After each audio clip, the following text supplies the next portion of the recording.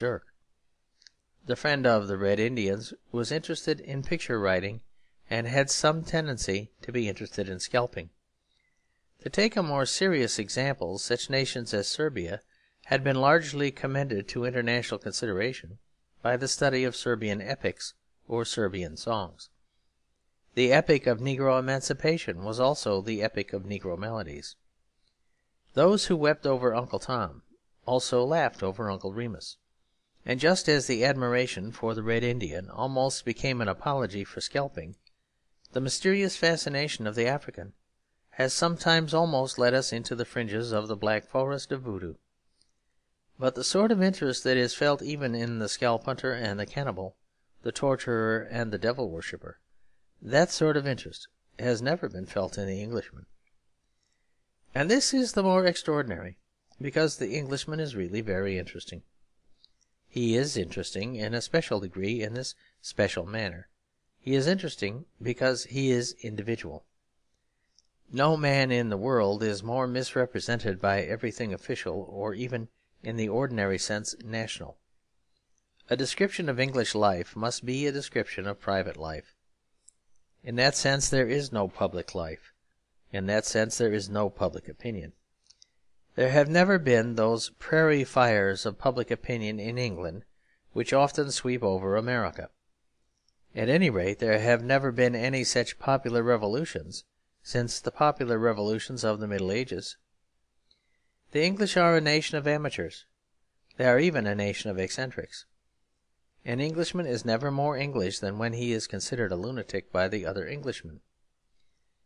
This can be clearly seen in a figure like Dr. Johnson, who has become national not by being normal, but by being extraordinary. To express this mysterious people, to explain or suggest why they like tall hedges and heavy breakfasts and crooked roads and small gardens with large fences, and why they alone among Christians have kept quite consistently the great Christian glory of the open fireplace, here would be a strange and stimulating opportunity for any of the artists in words who study the souls of strange peoples. That would be the true way to create a friendship between England and America, or between England and anything else. Yes, even between England and Ireland. For this justice at least has already been done to Ireland, and as an indignant patriot I demand a more equal treatment for the two nations.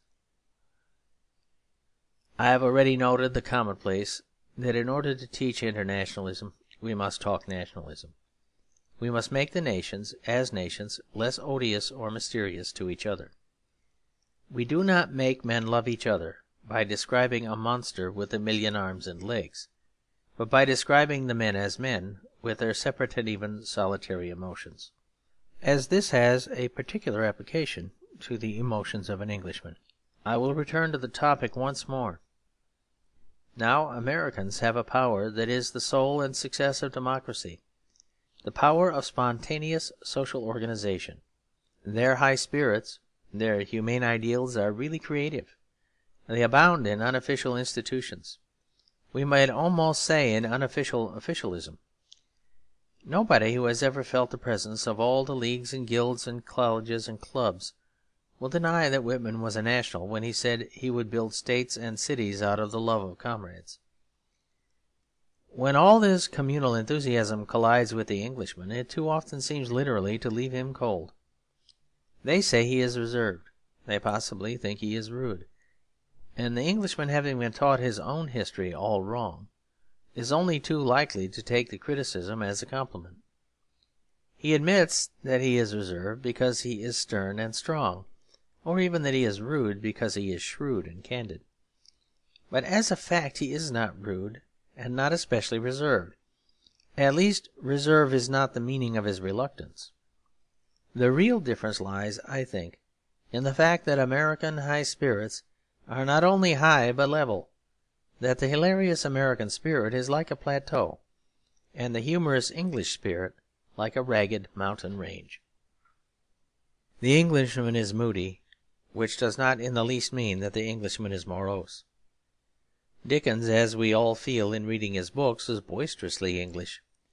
Dickens was moody when he wrote Oliver Twist, but he was also moody when he wrote Pickwick. That is, he was in another and much healthier mood. The mood was normal to him in the sense that 9 times out of 10 he felt and wrote in that humorous and hilarious mood. But he was, if ever there was one, a man of moods, and all the more of a typical Englishman for being a man of moods. But it was because of this, almost entirely, that he had a misunderstanding with America. In America there are no moods, or there is only one mood. It is the same whether it is called hustle or uplift, or whether we regard it as the heroic love of comrades or the last hysteria of the herd instinct. It has been said of the typical English aristocrats of the government offices that they resemble certain ornamental fountains and play from 10 till 4. And it is true that an Englishman, even an English aristocrat, is not always inclined to play any more than to work. But American sociability is not like the Trafalgar fountains. It is like Niagara. It never stops. Under the silent stars or the rolling storms, there seems always to be the same human heat and pressure behind it. It is like the central heating of hotels, as explained in the advertisements and announcements. The temperature can be regulated, but it is not, and it is always rather overpowering for an Englishman whose mood changes like his own mutable and shifting sky. The English mood is very like the English weather. It is a nuisance and a national necessity. If anyone wishes to understand the quarrel between Dickens and the Americans, let him turn to that chapter in Martin Chuzzlewit, in which young Martin has to receive endless defiles and deputations of total strangers, each announced by name and demanding formal salutation. There are several things to be noticed about this incident. To begin with, it did not happen to Martin Chuzzlewit, but it did happen to Charles Dickens. Dickens is incorporating almost without alteration a passage from a diary in the middle of a story, as he did when he included the admirable account of the prison petition of John Dickens as the prison petition of Wilkins Micawber.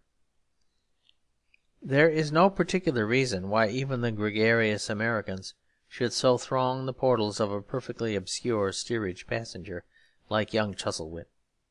There was every reason why they should throng the portals of the author of Pickwick and Oliver Twist. And no doubt they did. If I may be permitted the aleatory image, you bet they did. Similar troops of sociable human beings have visited much more insignificant English travellers in America, with some of whom I am myself acquainted.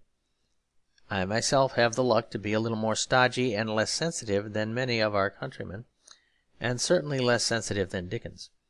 But I know what it was that annoyed him about that unending and unchanging stream of American visitors. It was the unending and unchanging stream of American sociability and high spirits. A people living on such a lofty but level tableland do not understand the ups and downs of the English temperament, the temper of a nation of eccentrics, or, as they used to be called, of humorists. There is something very national in the very name of the old play of every man in his humour, but the play more often acted in real life is every man out of his humour. It is true that, as Matthew Arnold said, that an Englishman wants to do as he likes, but it is not always true even that he likes what he likes. An Englishman can be friendly and yet not feel friendly, or he can be friendly and yet not feel hospitable, or he can feel hospitable and yet not welcome those whom he really loves. He can think almost with tears of tenderness about people at a distance who would be bores if they came in at the door. American sociability sweeps away any such subtlety. It cannot be expected to understand the paradox or perversity of the Englishman, who thus can feel friendly and avoid friends. That is the truth in the suggestion that Dickens was sentimental. It means that he probably felt most sociable when he was solitary. In all those attempts to describe the indescribable, to indicate the real but unconscious differences between the two peoples, I have tried to balance my words without the irrelevant bias of praise and blame. Both characteristics always cut both ways. On one side, this comradeship makes possible a certain communal courage, a democratic derision of rich men in high places, that is not easy in our smaller and more stratified society. On the other hand,